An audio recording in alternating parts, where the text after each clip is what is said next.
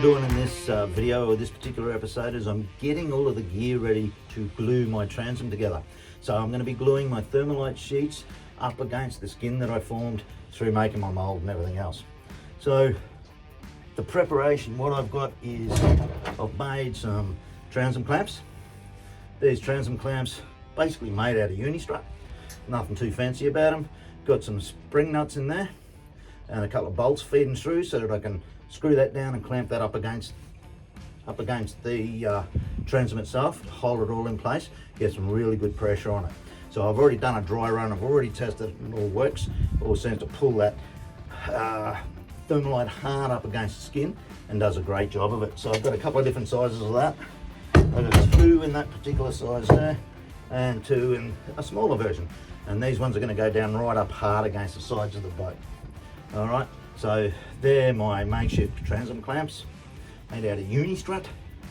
Unistrut's basically a construction material we use when we're hanging things like cable trays and everything inside buildings or even ducting systems. And the Unistrut provides a support from them. They sit on all of that. Really, really handy stuff. So they're my transom clamps. I've got a lot of other different types of clamps. They're basically for the top of the transom where the skin meets the top of the thermolite, so that I can lock all of that down into place. I've got scrapers, I've got stirrers, lots of little toys.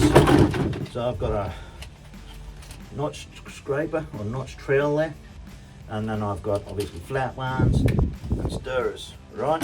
All in preparation, all making sure I've got everything I need. Got my vapor mask ready. I've got a stirrer that I can put on my drill because I'm going to make up a big pot of resin and a vinyl ester resin and Cab-O-Sil. So Cab-O-Sil, the same thing, is basically the same thing. Cab-O-Sil, they call it untreated fumed silica now. I'm still going to wear my mask when I'm mixing everything up anyway. I don't want that this is my Cab-O-Sil's in here. So I basically sifted all of that through yesterday, made sure that there's no lumps and clumps in the Cab-O-Sil itself. I'll just come a little bit closer and show you what I mean. Like I said, I've filtered a lot of it out. There's normally a lot more in there, normally a lot bigger. So, and it's very, very difficult when you're getting halfway through your mixing job and then there's those little clumps in there. You don't want that in your final job because that will weaken the structure. So basically clean it all up, like I said, filtered it, made sure there's no lumps in there. When I stir it, I'll make sure that it's nice and clean. And then basically what I'm going to do is I'm going to make up a big 4-kilo batch, 4 kilos of resin. Then I'm going to add my catalyst to the resin. Before I put the Cab-O-Sil in, I'm going to stir that around, make sure that the MEKP is all the way through, is blended all the way through the resin itself to make sure it's fully saturated, so to speak. Like the MEKP is all the way through, yeah? It's saturation. And then I'm going to add my Cab-O-Sil, and I'm going to thicken it up, get it to the consistency that I want.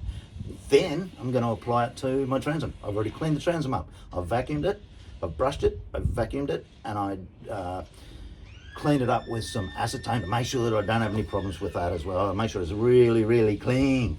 Very, very important when we're doing this fiberglassing work. Clean. Make sure it's clean. Clean, clean, clean, clean. Alrighto. So I think that's just about it for my prep. Oh, no, I've got, so I'm with a socket in the end of it. This is basically for when I go to put my transom clamps on, I can get a heap of pressure down on it. I've got a drill sitting here just in case I need to pop a couple more holes in it. I don't think I'm going to need to. I'm hoping that's going to be all perfectly fine. So it's just preparation. Make sure that I've got everything at hand and I'm ready to go. I don't want to have any mistakes. I don't want to stop halfway through and go, oh no, I forgot something, because that'd be disaster. That would really be disaster. So here we go. All right, so I'm about to get it all mixed up and get my Cab-O-Sil and my resin mixed up and clamp it up and come back tomorrow. Righto, so I'm just about to add my MEKP to the vinyl ester resin. You'll notice I've got a couple of marks on there. So essentially, depends on the day, depends on the temperature of the day and what I'm doing with it. But that's the 1.5% mark, and this is for 1 kilo of resin as well. I always normally try and mix 1 to 1.2 kilos of resin. So that's the 1.5% mark, that's the 2% mark at the top there. So 2 separate marks, and I can see it a lot better. Old eyes aren't as good as they used to be. So I've got to get that ready. I don't know if I'm going to be able to film all of this, guys, because I'm one guy trying to do quite a bit in a very short period of time, and time is not my friend when I'm doing this. So it's going to be a bit of a challenge, but I'll give it a go anyway. Anyway, let's start mixing it up, eh? So, nice big batch. We know 4, we're going to do it at 1.5%. 1,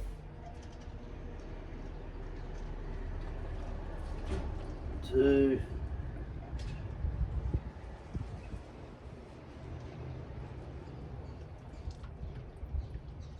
3,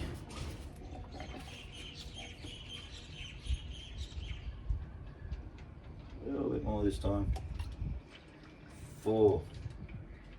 So that's our 1.5%, gives us enough time to work with it. All right, so get in there with it, start stirring. Now I need to make sure that I get all of that MEKP right through this resin. I want to give it a good stir and a good mix before I start having my Cab-O-Sil. Yeah, it's starting to change colour. Get the sides, all of the Cab-O-Sil in, because you'll see the Cab-O-Sil is very, very light. Slightest bit of breeze and it just goes everywhere. Got to try and be very careful with that. Righto. Give it a bit of a stir with that slow speed with my mixer here. Make sure that's right. Get it out of the way. Righto, I'm pretty happy with that. That's starting to do its thing. Right, that over there. Grab my bucket of Cab-O-Sil that I've pre-sifted. Remember me saying that? Pre-sifted it. Got all the lumps out of it before I even wanted to tackle this part of it. Now, a little bit tricky. So I know how to reasonable amount as I mix it in. What did I forget, guys? What did I forget?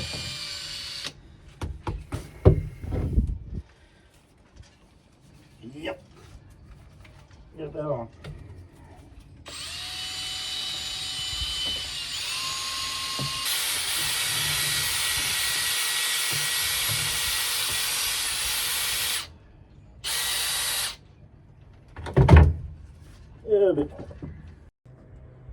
So here we have it, guys. This is the transom. This is the transom brackets and everything. They did their job. They did their job quite well.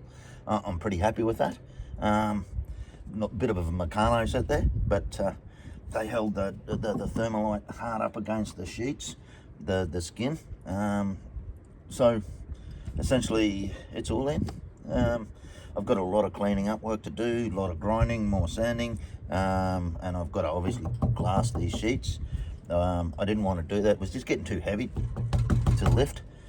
Quite a bit of glass and resin in that transom now. Very, very strong. And I wish I could say everything went really, really well, but it didn't. So what happened was I mixed up my Cab-O-Sil, so Cab-O-Sil or fumedsilica with my vinyl ester resin. I didn't have enough Cab-O-Sil to get it as thick as I wanted it to be, because I normally like to, when I do my paste, get it really thick. I ran out. It was still thick, but not as thick as I would like. And when I went to put the bucket down, it was in a big bucket. When I went to put the bucket down, I dropped it. Oh my God! So that wasn't good. That wasn't good. I had resin everywhere. So I quickly basically running around like a crazy man, and I got the job done anyway. I couldn't film anything, unfortunately. I couldn't film anything, but ultimately I got the job done. So at the end of the day, yeah, we've got a transom. She is solid. She is solid. So yeah, a lot more work to do. But let's have a little bit of a look. If I had the opportunity to do all this again, I wouldn't change the materials that I used. I'd still use the Unistrut and the cage nuts. The cage nuts are basically what holds that bolt into position. Probably what I would do though is I would definitely tack weld the brackets together. I haven't got a welder. I haven't done any welding since I was in the first year of my apprenticeship, so it's something that I really didn't want to tackle. And look, it all held up. They did move a little bit as I was tightening these up. Incredible amount of tension, and really easy to get off. So I just got my screw gun here with a socket on it.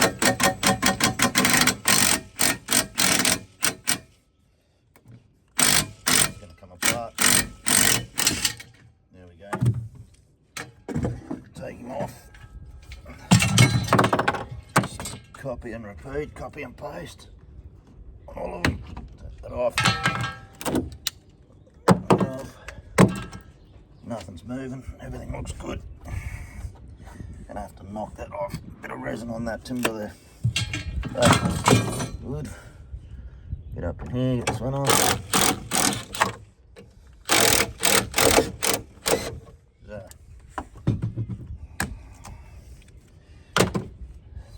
there you go.